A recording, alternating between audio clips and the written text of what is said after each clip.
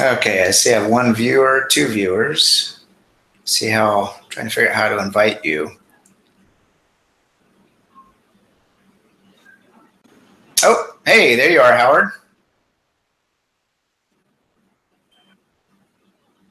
And Steve. Hi, Steve. Hello. Yeah, that was really weird. What happened?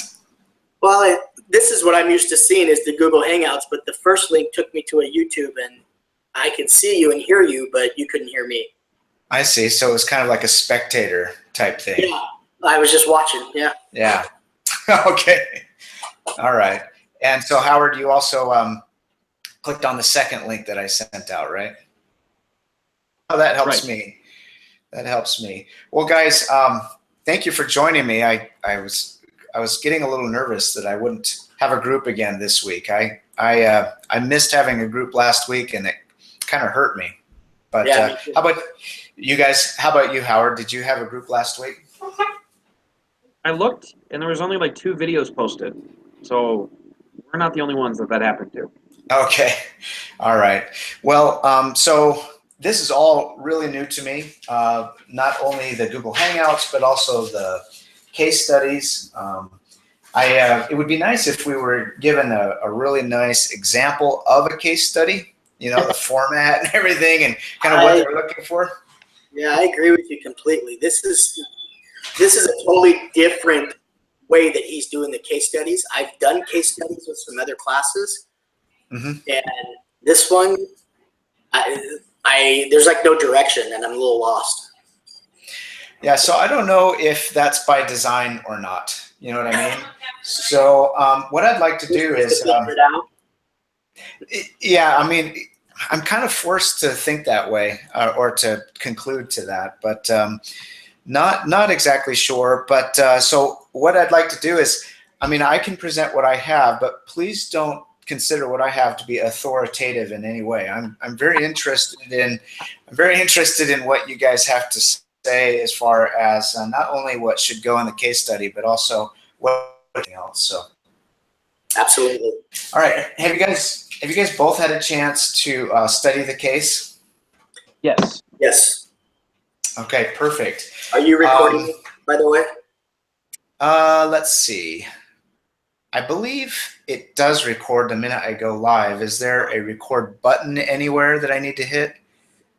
I can see live in the corner. You're right. Live, yeah. Yeah, okay. So it should be recording. We should be okay. And I don't see any record button here.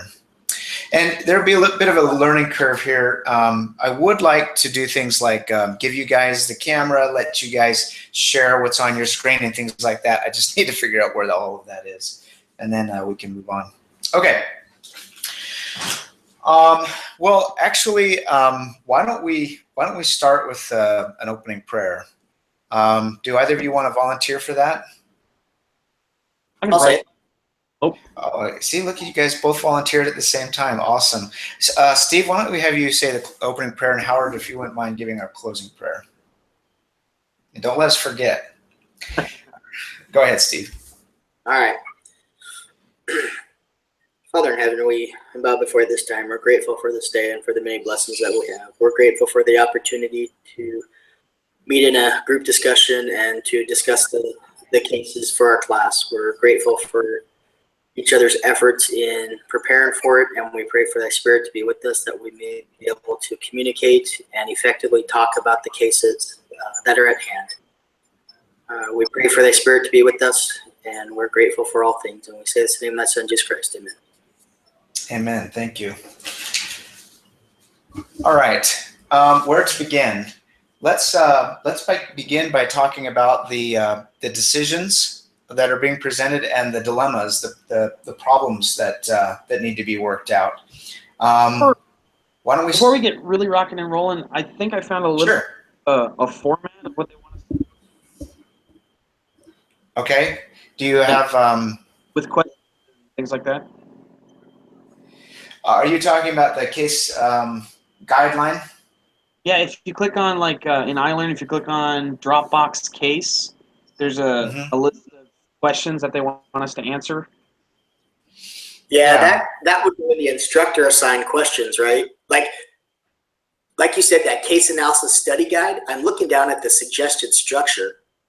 So it's got 4 areas: a problem, a decision, evaluation, and instructor assigned questions. Is that what you're talking about? I see one where it's and then group questions specifically about Dropbox. And then it says things like, create a Google Hangout with your learning team. Spend about an hour discussing the questions. Hangout, take time on all the thoughts and decisions. You'll need to provide a timestamp, blah, blah, blah, and then it has a list of questions. Yeah, I do remember seeing that. Yeah. Tell us what section it's in, and we can all reference that. So if you just go to where everything's at, I just click on week 2. Yeah. And then Dropbox case. And then there's Dropbox case, okay. one of the things to select is Dropbox case discussion instructions. Yeah, I see it. So week 2, Dropbox case. Dropbox case discussion instructions. All right, I got it. I'm a little confused because I can see it says reminder, video responses longer than 5 minutes receive no credit. That's if you make a video, he said. So for the case. Yeah, so he said that the preferred method that a lot of people used last semester was a Word document. He wants to see the math in our document, so embed Excel into that document so he sees the calculations you made. And he says if you make a video, he doesn't want it to be very long. He said, so talk fast. Okay.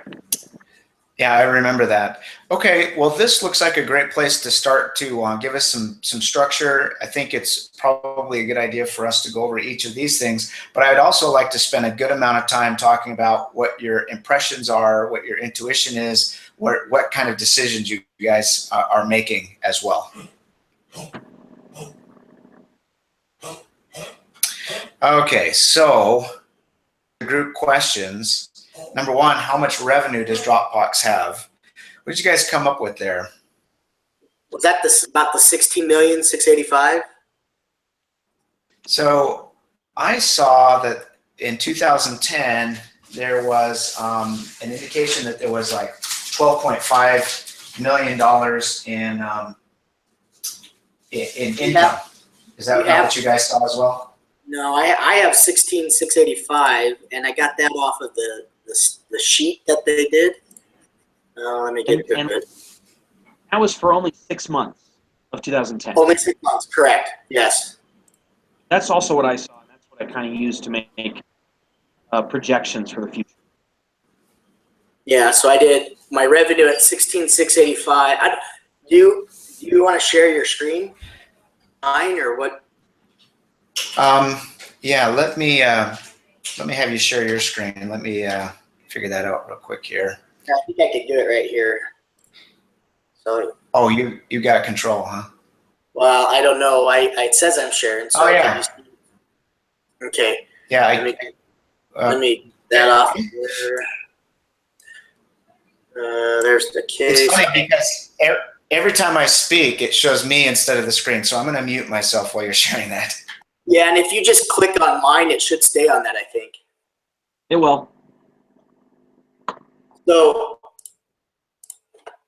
like I said, this is what I came up with, and I wanted to show you where I got that. Was off of their gosh, it's down at the bottom right here. So I used this figure right here. The 6 months. Yes. 8, 6 to 10. Is that what you used? So basically, this was in thousands. So I just basically took that number and I times it by 1,000 so that I can get the values that it's talking about. I have a question for you. Yeah. If you go back to your right there on the case study, I didn't use these numbers because maybe I'm wrong, but the label of the exhibit is that this is the Carbonite profit and loss statement, and Carbonite is a different company. It's not Dropbox. You're exactly right. I did not see that. So what I ended up using, what's that, Howard? That's what I did. Oops. Yes. It's an easy mistake. Where did you see that figure at? Okay, so most of the figures, it's great to have a 12-page document with full of figures to reference here, but Yeah. okay. I'm looking. Yeah, me too. I'm sorry. You said it's about 12? You know what? It would be better for me to pull up the PDF and search it rather than try and use the hard copy here. It was 12,500,000 is the number I'm looking for, I believe. Let me double check that.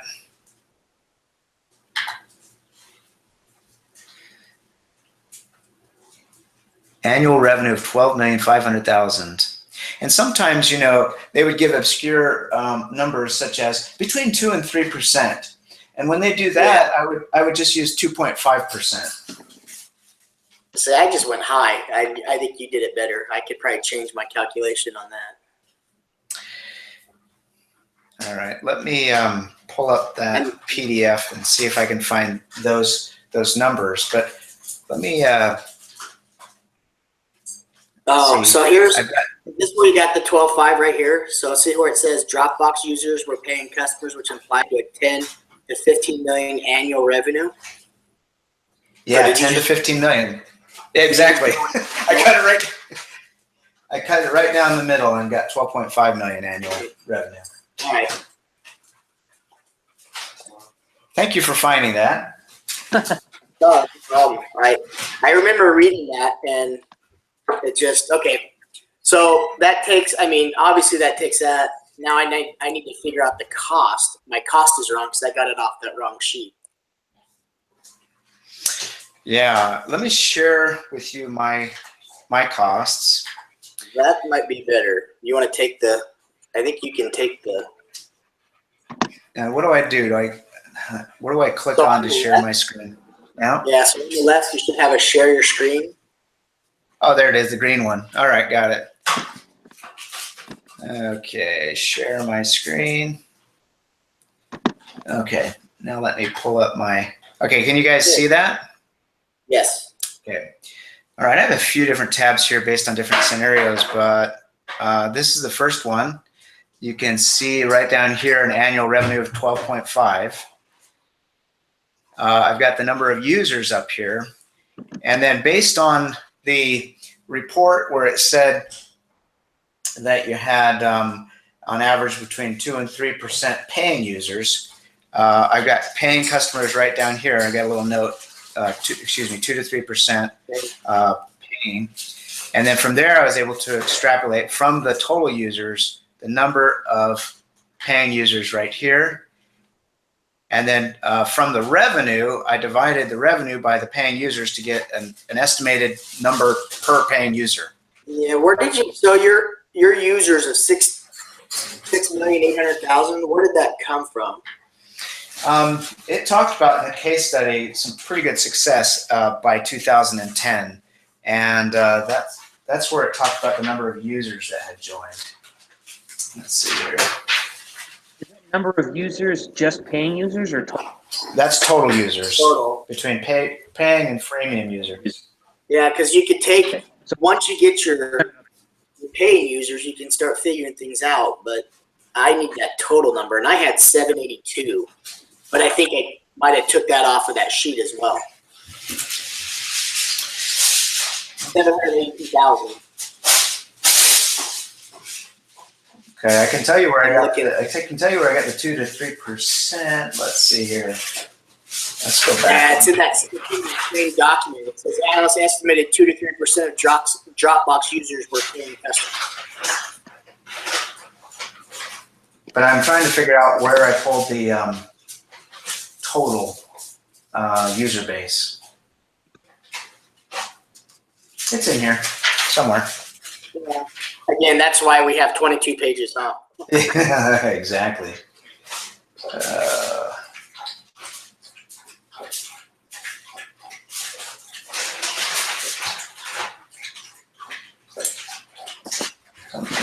I'm going to pull up the PDF instead. It's just easier to search.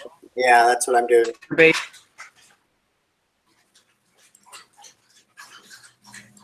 That changes my whole.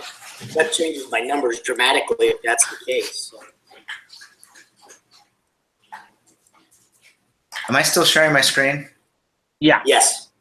Oh, okay. Let's see here. There it is.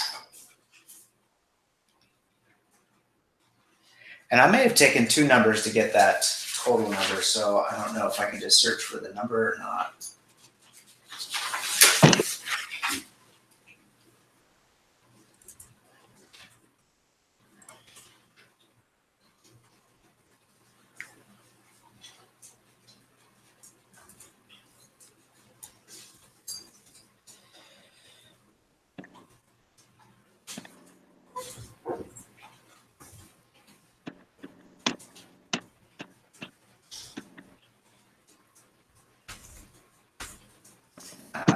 That number doesn't exist, so I must have gotten it some other way.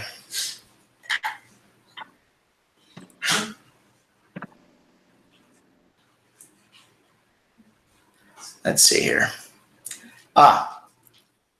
This is what I made myself a note, so this is going to save us. That was based on 4 million users and then 2.8 million referrals. Okay. Where did the 4 million come from? Well, let's find the 2.8 million referrals, or 4 million. Let's take a look.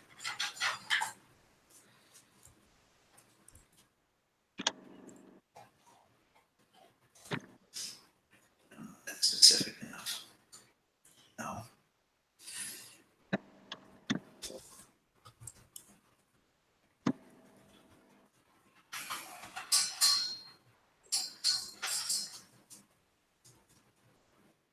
Aha! I found it. Page 8. Thank you. The very bottom, huh?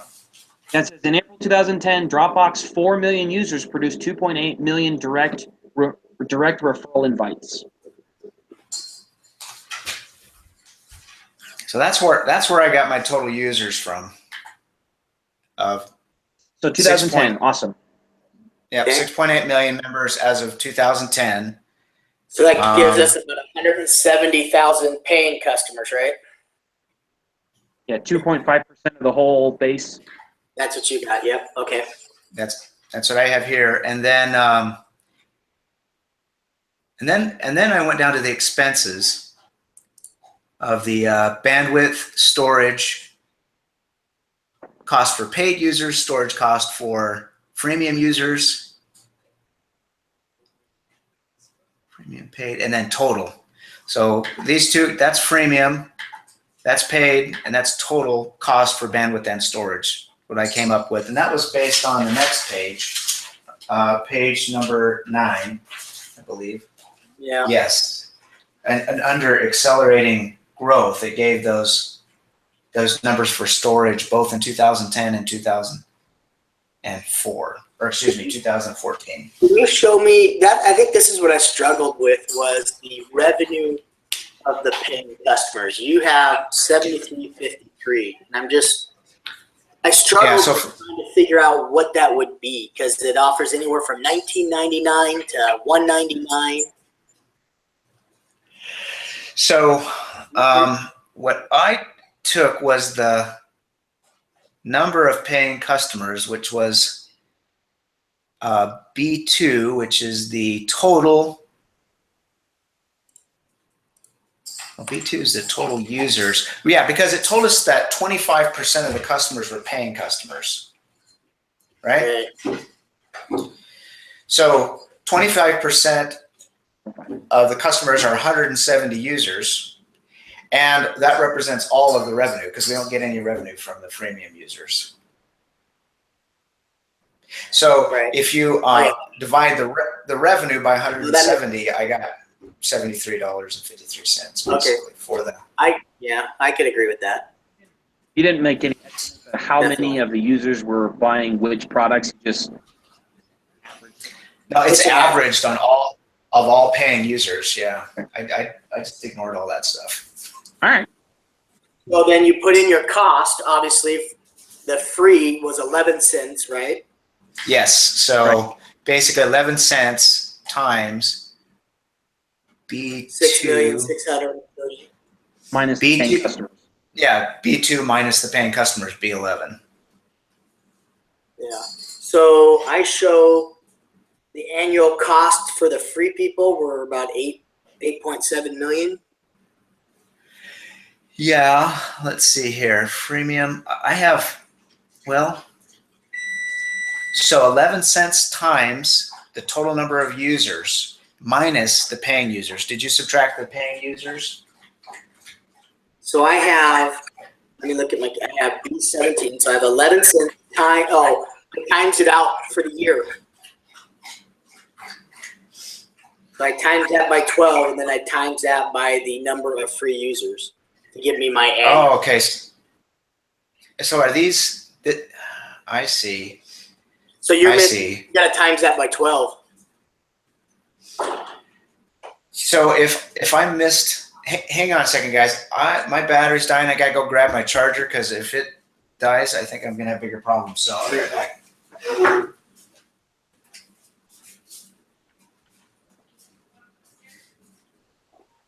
So tell me your name again. I totally spaced it. Howard. Howard. Okay, sorry about that. Charge mine too.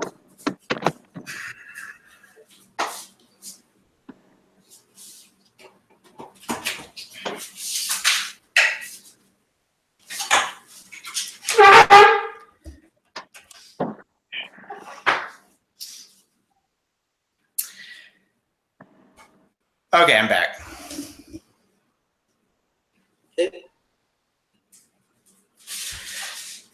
So yeah, because some of these figures then are going to be annual, and some of these figures are going to be monthly, right? Yeah, I thought they wanted the annual.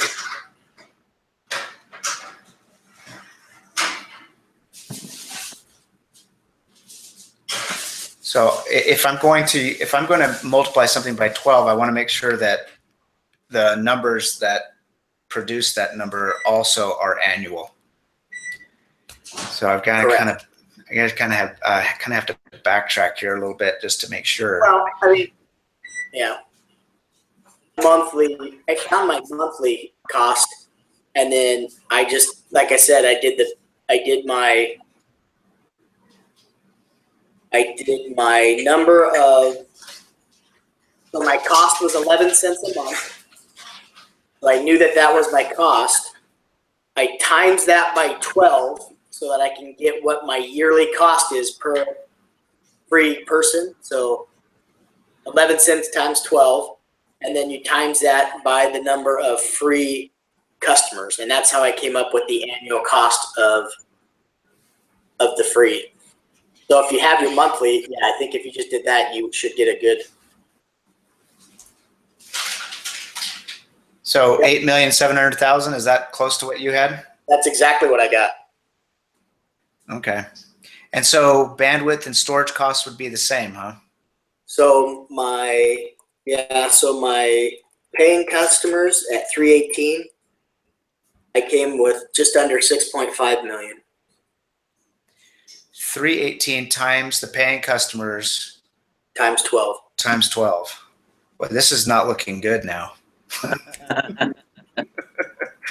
We were doing so well. Fell 15.2. Down by 2014 by Yep. All those numbers. And that's correct. I got that same number for my salaries, 3.7. Yep. Okay. So I am now $6 million in the hole. I show the same. Well, that's going to have to change my whole. Look at your Actually, I'm not doing too bad.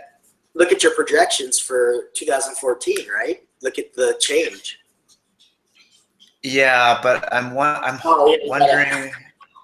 If my formulas, I don't think they carried over, so I have to multiply these by 12 as well, right?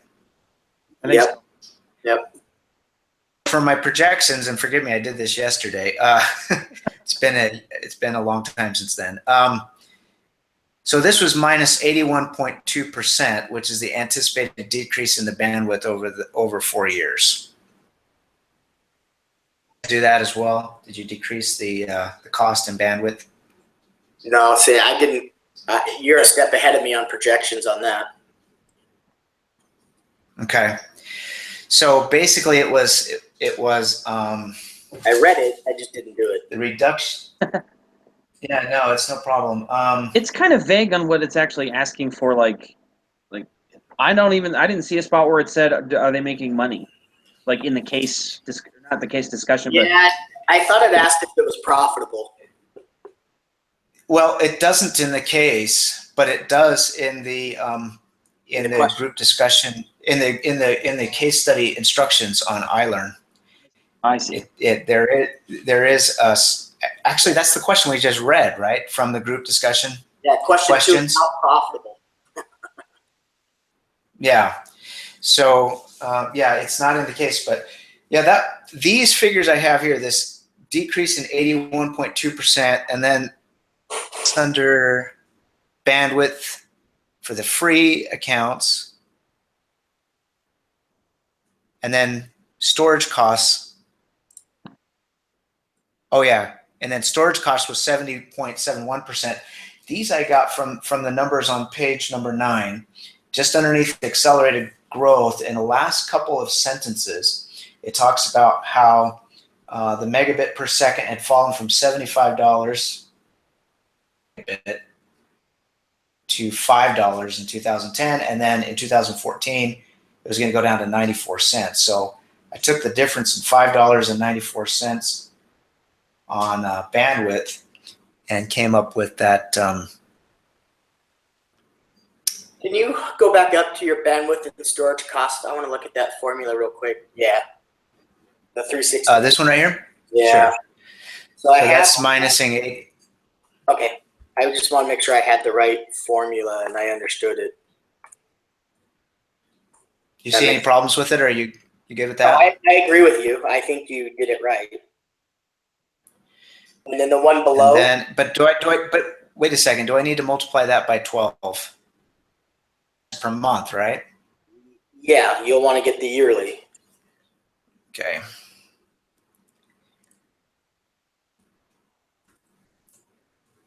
And then same with this one. Oh, dang it. I messed that up. What's that? Hey, So that would be. looks like we're still making money though in 2014, as long as we don't add any employees.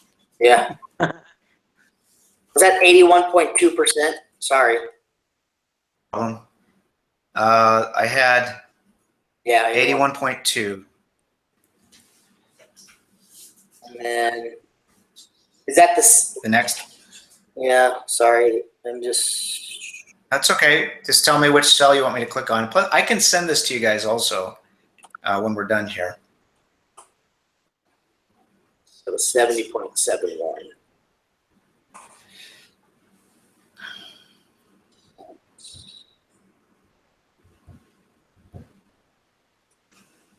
Yeah, that was for the paid subscribers.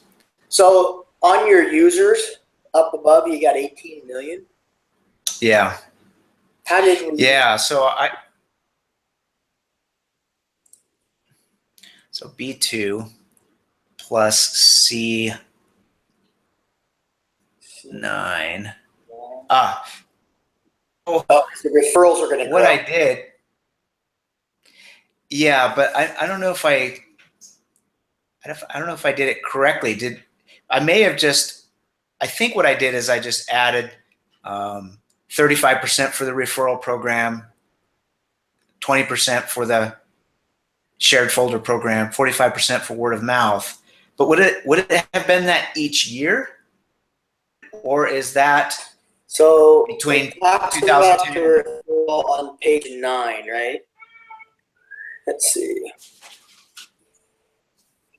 So word of mouth referrals and virtual marketing generated strong results. In April of 2010, Dropbox's 4 million users produced 2.8 million direct referrals. Of the recent signups, 35% originated from the referral program. That's where I got 35% referrals. 20 came from and other file features. The rest were acquired through word of mouth. So 45% was word of mouth. Mm-hmm. Yeah, so all I did was I took those percentages and I increased everything by that, but I don't know that that's right. I don't think that's right because we're going now from 2010 to 2014. So would we expect everything just to grow by 35% between those 4 years, or would it be 35% each year? Time period that it grew by 35%. It just said Startup, so it's not common to have rapid growth near the beginning. So I think that's a good assumption. You like just adding 35% based on past performance?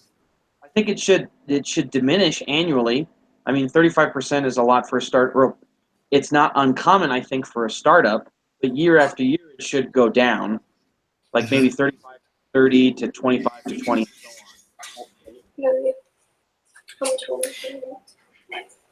That's a good point, but we don't have any data like that to so support down that. here it says IDC projected a 28% annual growth for this market. Oh, right. That we might be able to use that instead. So if we take that and do 28% over year, right?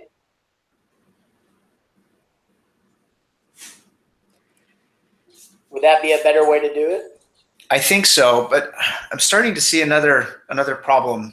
If we could back up just a little bit, with my number of 6,800,000 users, which was based on the 4 million users plus, and what did it say? Did it say plus 35%, or did it give us a number? Remind me. For the referrals, it gave, I was just reading it, it said, word of mouth of our marketing. Sorry, I'm going back up.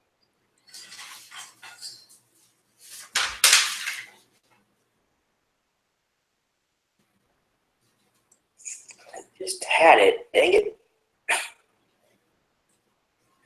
Okay, so it said in April of 2010, Dropbox's 4 million users produced 2.8 million direct referral invites. So it does not. It said that they got invites. Of the recent signups, 35% originated from the referral program. So did we take 35% from the 2.8?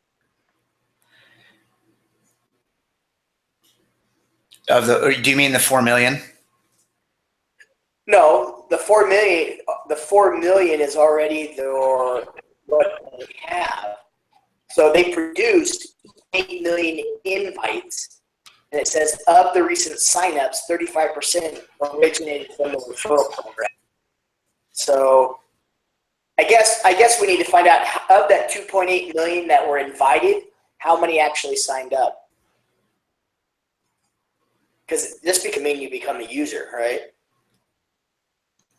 Yeah, that's true, but I don't know that we have that information. Yeah.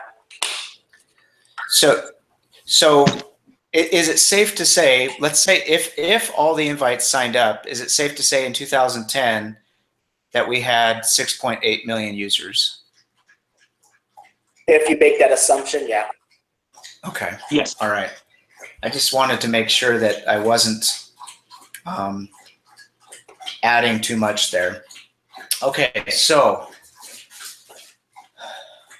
projected growth. We start with 6.8 million, and the projected growth is, did you say 28%? Yeah. Per year, right? Yep.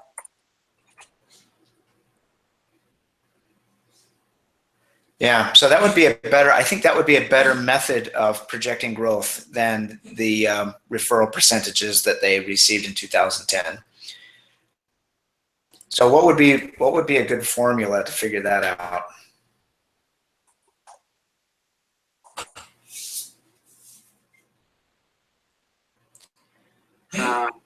Trying to think. We start with 6.8 million. And that was for 2010. So would we just multiply that by 0.28, and then would we then just multiply that by 4 years? Well, that didn't do it. yeah. So basically, you're taking your figure from the previous year and timesing that by 1.28, and then taking the next. Oh, 1.28. Yeah, that looks better. So I'm looking at, I mean, you were pretty close. You had 18 million. I show 18,253,611.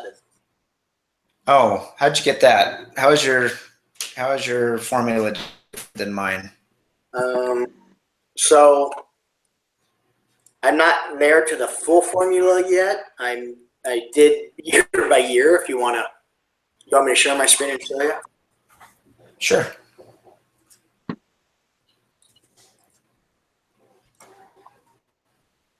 Okay, so you see my screen? Yes. Okay, so right here. So we took 6.8, and then I took that number and times it by the 1.28 to get my 28%. And then I took the next year, which I took this number, times it by the 1.28, got to that. Then I took, so I just kind of worked it out manually. So I'm trying to think of what.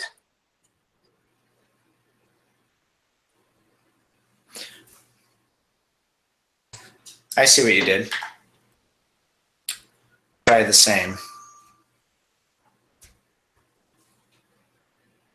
What do you think, Howard?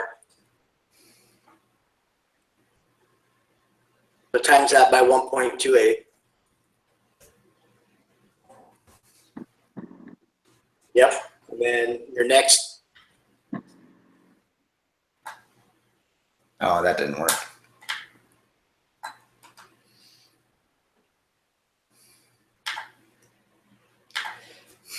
So basically, you went like this. Yeah. Yeah, those are the same figures.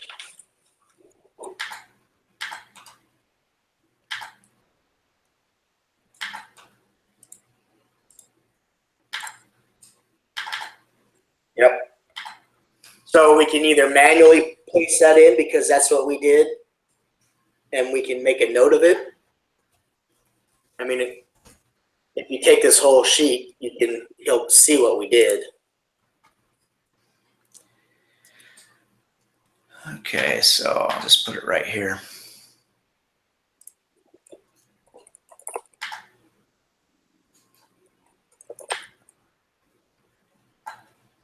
Just label them. So this would be 2011, 2012, 2013. Oops.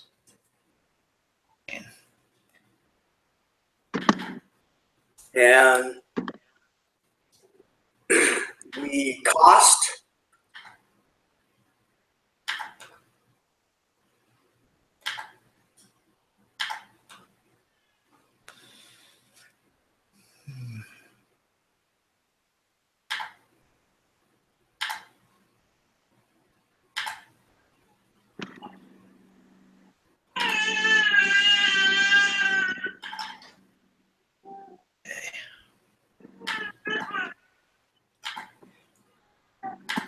Okay.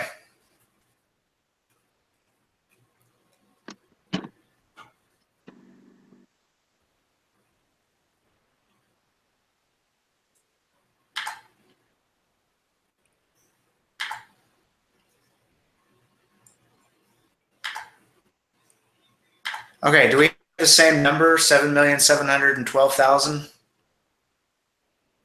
as the operating budget in 2014?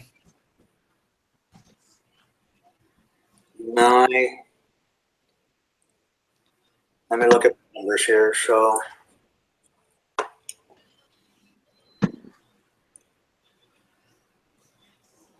your users needs a 1 million. You're missing 10 million users Oh, okay. at the very top. You need to take the 2014, right?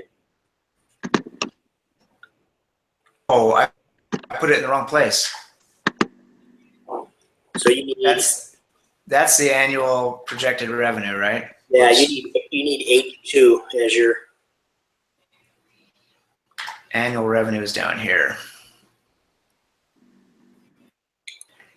And then what was the projected users? Oh, 18.2. yeah. If you just did Oh, equal, okay, got it.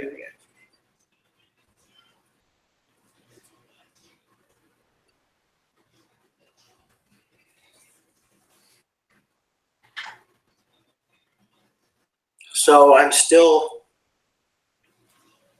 Yes, my revenue. Oh, you kept your revenue the same. Mine, 16. your Oh. estimated revenue per paying customer. Oh, uh-huh. See down there, you have 73.53. Is that going to stay the same? Because when I take my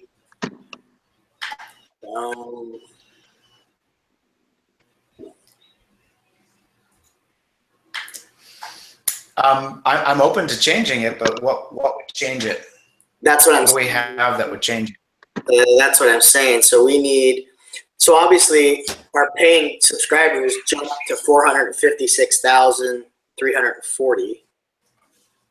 Yeah, you got the same. So What? I have the fryer ready. So just That's okay. It's loud. Should be all right. You sure? Mhm.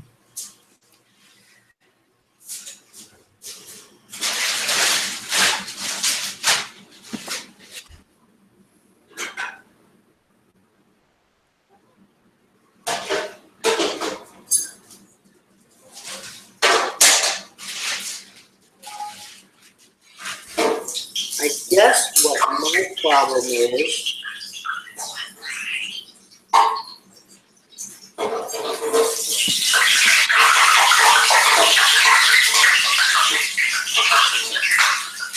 I'm trying to figure out how I got this annual revenue here for 2014. Click on go up top there and click on that B13. You just take your annual revenue and multiply it by 1.28. Say that again.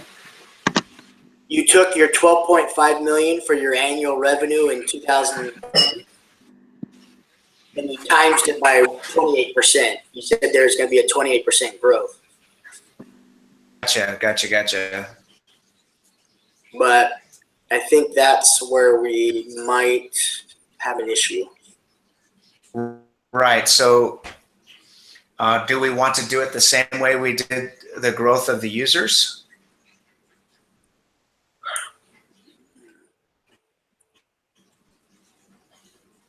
That's what I'm struggling with. Because see your cost of 73.53, you kept that the same between your projected and your 2010. See how those are the same? Right. Yes. Only because I don't know why that would change, because there's nothing. You have more users. Users for sure, but you have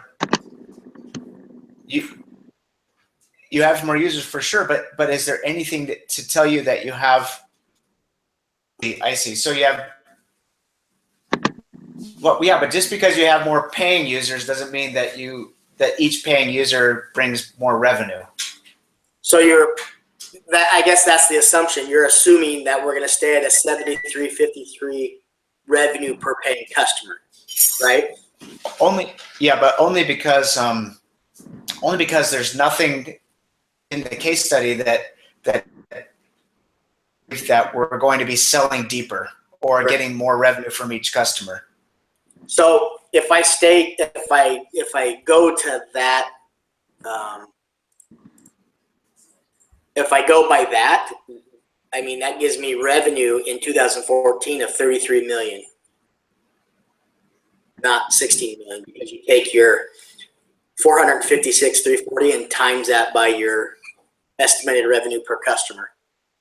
So your line below it, your annual revenue. You see that? Because right now, Yes. right now you're just changing.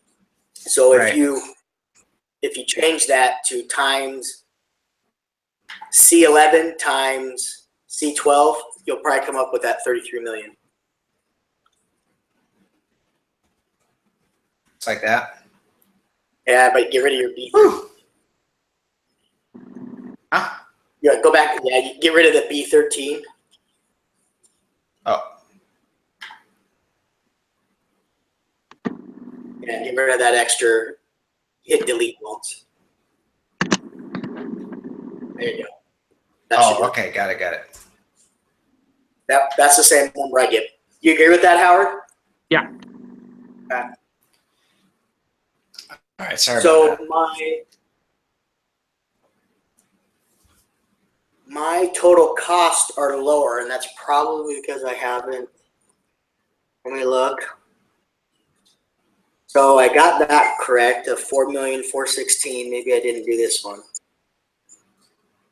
No, 5. The variable cost is yep, okay. 9,537, because we're assuming that we stay at 25 employees because it doesn't say that it increased. So my total cost is 13 million, and yours is 1. Oh no, never mind. Sorry, I have the same operating budget as you. 20,287,580. Yeah, I have the same thing. Also, you, Howard, Say it again. do you show the same thing for your operating budget now? I don't have a spreadsheet. I haven't really been. I've just been watching you two go over it. I haven't been replicating Okay. Do you? Okay. So if we agree on that, we can see by 2014 they're obviously making a profit, but in 2010 they're in the hole almost 6.5 million. Right. Even though in the case study it does say that they do have money in the bank, but that just means that they've probably got venture capital funds or something Yeah. that Remember they're burning through. They got like a $6 million infusion of cash from one of like Y something or one of those like .com businesses that were helping them out. Oh yeah, yeah. I remember them talking about that. Who? Dropbox? Yeah, how do they still have money? Is it not including all of the different maybe capital they've received from investors? This sheet doesn't. All this sheet does is take the revenue they've gotten from their customers and compare that against their operating costs. I totally agree with all the assumptions we've made. I think that is super accurate. I just don't know how, like, they say they still have money. I don't know How do they have any money? Just because they have money in the bank, they're burning through it every month. They're burning through cash, but eventually they start making money. Right. 2014, they're making what is that, 20 million? Is that a month or? No, that's the year. That's a year. For the year. Oh, right, because we did multiple. Obviously, yeah. I mean, if you change your numbers, like if you go in and change the,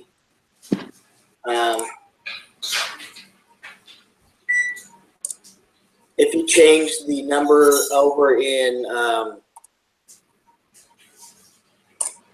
your number of subscribers to any of the two, you can see real quick if in 2011 they started making money. I show they made 7 million. So if you change that, 18,253, your users up top, and just so click on that and hit equals, and then go click over on E2.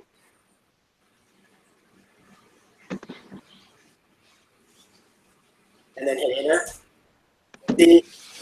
So they lost money in 2010, where they were in the first 6 months, but by 2011, we project that they're making 7.7 million. So if you switch that to 2012, right, we see that they're making. Right. So. Okay. Well, I feel much better about that. Thank you for helping me go through that, and I think that's good. I don't have any problem submitting that. I just hope should we go to the next?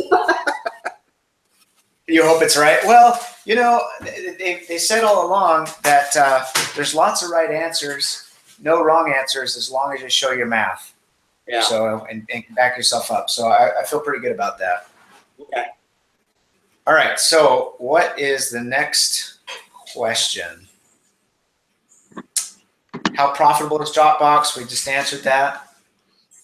Is this a problem? What, no, or yes or no? Why? Talk about both answers. We just did that, didn't we? Yeah, I don't think it's a problem because we showed that their growth from 2010 even into the next year is starting to make a profit. So we could talk about what we're projecting. The only thing I question is the revenue per customer, and if we stay at that 73.53, which that could go up because costs are going to come down. Costs are going to go down. They're established that those costs on the bandwidth are going to go down. So, well, I reflected the cost and the bandwidth going down. Yeah. But you know, they're going to strengthen their product offering for businesses. You know, there's lots of things that could make that number go up. In fact, I have here. It's going to be wrong now because we changed our numbers. But let me see if I can. Oh, let me hide this. So I have here a couple of scenarios. What I based my scenario on was two things. One, the amount that we're charging per paying customer. And if we can somehow increase our value offering, and let's say increase it by $25 per paying customer, I think I showed that the revenue went up by about $10 million, okay? And you know, if we plug the new numbers in, I'm sure we would probably come up with something similar. In fact, we could do that. We could add $20, $25 to the average amount that each paying customer pays and figure out, well, what would that do to the bottom line? I also went back and compared that against, let's see here. Nope, that's not it. I might have to pull up my document to remember what I did here. Yeah, right.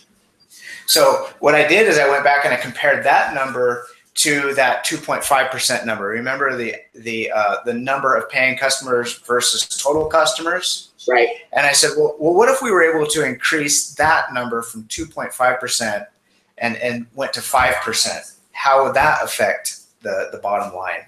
Oh, And it, 48 million in profit. right, it was much more dramatic. Yeah. And so in deciding which way to go as a company, yes, stay the course. Yes, continue developing the product based on the core values, and making it easy for people, making it accessible for people. Right. But I think the goal needs to be to increase that percentage of customers that are actually using or actually paying for the product. Mm-hmm. I agree with what you're saying 100%. And the best way to do that, there's a lot of talk in the case study about partnerships in the beginning and how terrible it was. In fact, I think one of the co-founders were laughing at the protagonist because he tried it. He says, this is not going to work. He tried it. It didn't work. And so they abandoned the partnerships altogether. Yeah. But I think it's a different story now that Dropbox is you've got millions of users. Next year, they're going to be profitable. They're going to be bringing in quite a bit of cash now, and they are a big portion of the marketplace. Okay, they've made a name for themselves. So I think that people are going to be more likely to partner with them. And I think the key to this whole thing is, if you remember reading in the case study about the API, which is the application interface. Are you guys familiar with what an API is and what it does? So what API does is it allows other programs, other applications, other websites, whatever it may be, to hook into your service. And so basically, you can offer your service on somebody else's product, and the user has no idea. Oh, so like when you it's still a new cell phone or laptop that comes preloaded with the software of Dropbox. Not exactly, but I do think that's a good business strategy. I think they should continue doing that, but that is not what APIs are. APIs are done on the back end of when you're programming your website or you're developing your app, okay? And you want to provide a service for your customers. Now, let's say that you need storage space. Now, you could install all the servers, and you could create the interface, and you could establish all the logic and how the users are going to interact with that, build all the features yourself, and now they've got storage space. Or you can use these available APIs that Dropbox offers to hook into their service. So basically, you're going to be on some other service, and let's say it's iLearn, okay? Let's use iLearn as an example. With iLearn, let's say that they decided to announce next week that every student is going to have 20 gigabytes of storage space, where you can store and maintain assignments and share documents with teachers and things like that. Yeah. So iLearn could either build that themselves, or they can use the Dropbox API and use Dropbox technology and service to provide that to all the students. While for us, we're just looking at the iLearn page. So now Dropbox is in the higher education market without having to do anything other than provide them with their APIs to hook into their service. And so it behooves BYU Idaho, or not BYU Idaho, but iLearn, Brain Honey, it behooves them to say, how much is it going to cost us to develop this as a service that all of our colleges are asking for? Ooh, that's quite a bit of money. How much is it going to cost us to go to Dropbox and just use their service on our site? Oh, that's a lot better. I think I'll do that. So what you get, though, is a lot of paying customers. Yeah, no, I think that way. Yeah. So anyway, that's where I think the main opportunity lies is in, yes, Howard, what you said, let's get Dropbox out there. We're a bigger name. People are going to take us seriously. Let's get it out on the Android devices. Let's get it out on, on the iPhones, everything else. That's going to provide a lot of recognition. That's going to get a lot of people interested where they may not, know otherwise. Yes, but I think that the bigger thing, because all those people can still be free users, is to sell our service to other industries, to people developing websites or applications that need storage space, and have them hook into our service, which is already developed, is already the best that's out there, already has a lot of the features that they need, already is on Amazon's cloud, which is a huge benefit because it's copied all over the world. And if one site gets hit with a nuclear blast, the other one picks up just fine. Okay, yeah. So it's very secure for your data, and it makes a lot of sense for businesses to do that.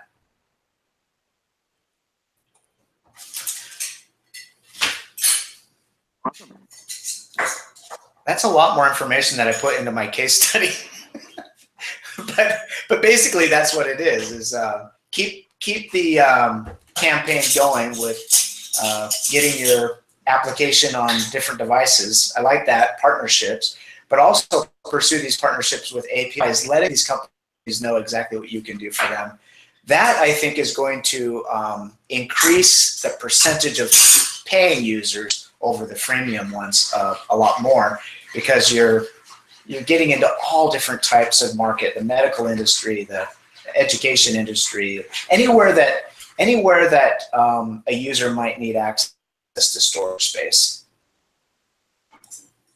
No, yeah, you make some good points. I agree with you. I think that leads. What else, guys? Oh, okay, good. What is? Because I would really love to see Dropbox create a professional version, and I don't see why creating a professional version doesn't stay with the easy to use strategy that they've been shooting for.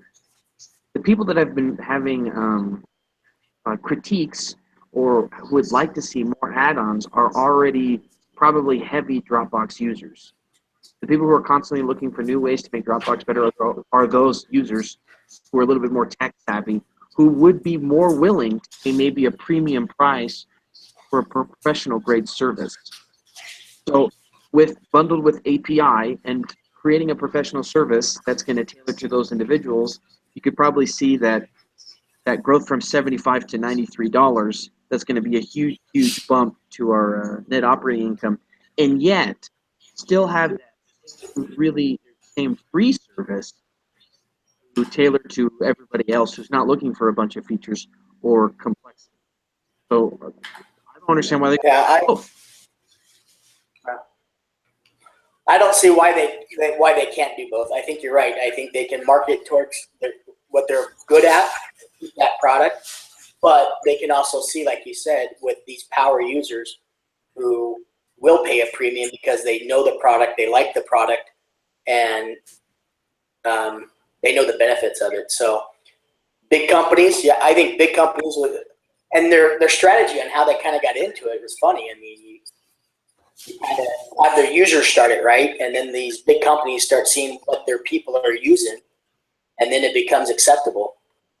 And their word of mouth campaign has been huge for them. So I think they could start segmenting like to other groups, and I think it would help.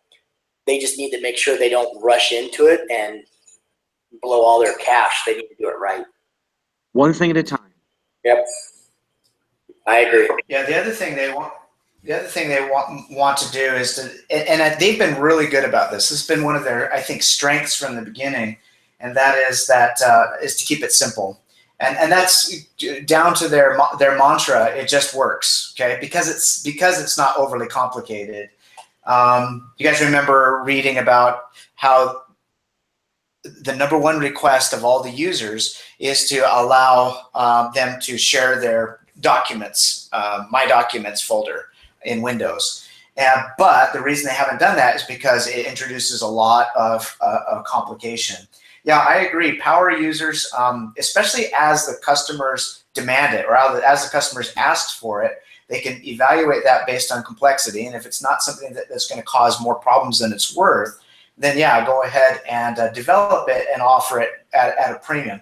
Much like their unlimited undo option that they have for like $36 a year. Perfect. Yeah. And that's exactly what you're talking about right there, Howard. Exactly. If you're going to offer a premium service, you should charge a premium price, and that's with more money means our ability to do API and expanding into new areas. We just have to pick whichever one's going to make us the most money the fastest, so we can grow faster. Plus, we have to add features as soon as possible, or our power users, a competitor could come up with those fancy features that they're actually looking for. If we're too slow, we're too focused on the mantra of it just works. Yeah, you mean like Google? Yeah, I looked up Dropbox. It still exists. There's no anymore. The minimum price is like $12.50, but the minimum price gives you like 2 terabytes. So they've kept to scale with everyone else, but in reality, I think you're right. I think Google kind of crushed them. Well, they're still out there. My daughter uses it. Our instructor says he uses it. It's still pretty popular, and my hat's off to them for that because yeah, Google coming out with Google Docs and the amount of space that they offer, that's what I use. That's what we're using right now is Google. But yeah, and a lot of educators use Google as well. And Google's got an entire subsection of their entire product offering that is catered towards education. So those are the big boys to try and keep up with. But I think that where Dropbox was successful was being first and also grabbing as much market share as they could in the beginning. I think they were smart to do that so that we all know about them as a great option. Yep.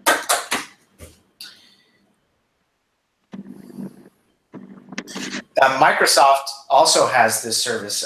You guys ever messed with OneDrive? Microsoft OneDrive? Yeah, I got it at work.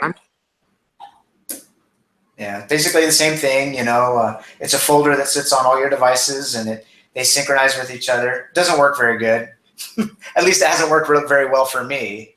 But yeah, same type of service. But yeah, if they can get their hooks into a lot of different applications out there and service their customers well and make a lot of good strategic partnerships, I think that's where they'll do the best. But yeah, especially in the beginning, selling a little bit deeper is not gonna hurt. I don't know how much of that they can do with 25 employees, though. They may have to hire more people once they start making money. Yeah. Any other thoughts, you guys? By the way, great comment, Howard. No, I thought the discussion went well, and I think if it's just us three, then good on us. Let's keep it going. Okay, so there's another case study this week, and I'm assuming we're going to have to choose a group for that as well. And it's not assigned, not till next week.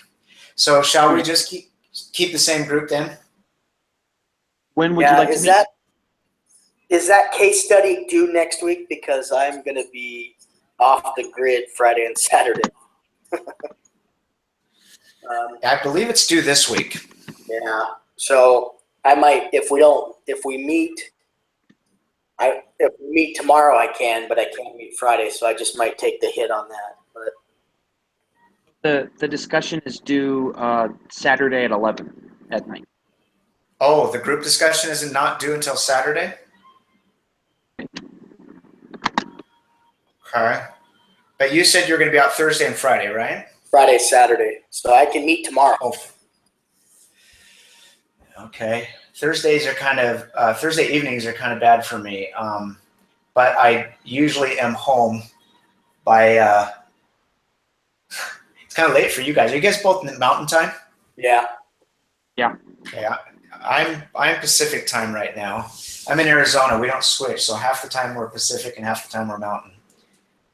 I could be No, I'm off work on Friday, so if you can meet later Thursday night, I can do that. So How about you, Howard? Do you want to meet late Thursday? Say like at, well, for me, I would have to meet probably 8:30 would be the earliest. So that would be 9:30 your time.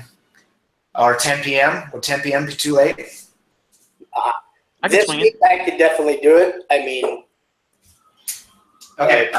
Let's plan on getting that case study done, and so we can discuss it tomorrow night, right? Yeah. yeah. At 9 p.m. my time, 10 p.m. your time. Okay.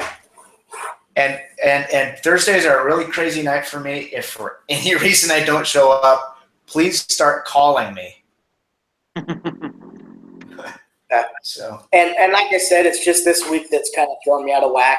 After that, I can meet Friday or Saturday mornings, whatever works best for you guys. So yeah, It's that's just awesome. That's awesome. But I think next week we're going to be assigned a group. oh, you're right. Yeah. No. So no problem. So will you Okay. email out with this recording so we can put it in our discussion links because we have to do that. Yes. I'll do it immediately after we hang up here. Perfect.